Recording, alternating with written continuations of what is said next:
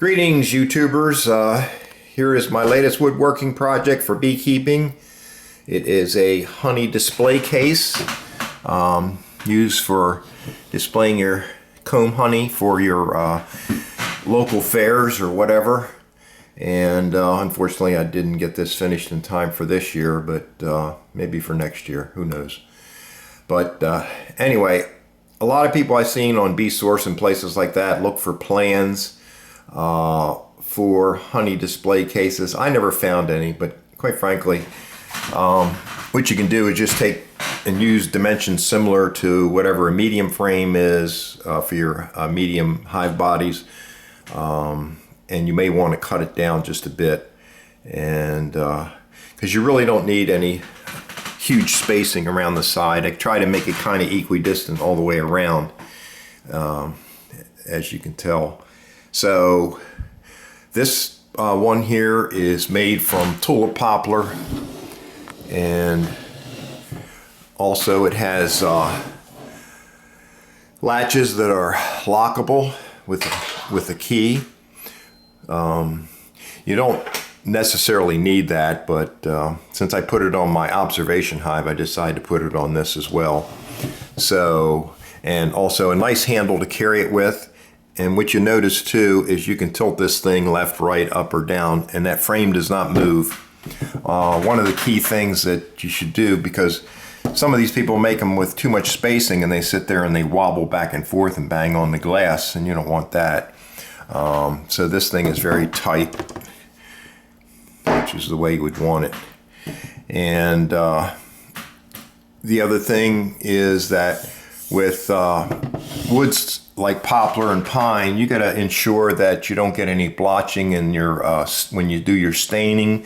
So you want to put a pre-stain on first, and then I use Minwax stains for my staining, and then the Minwax also their polyurethane. This one here has a satin finish, so I put a pre-coat on the stain and then 3 coats of satin polyurethane oil finish, and let it dry sufficiently and sand between each coat, and you'll get a really nice finish. No streaks, no runs, very nice.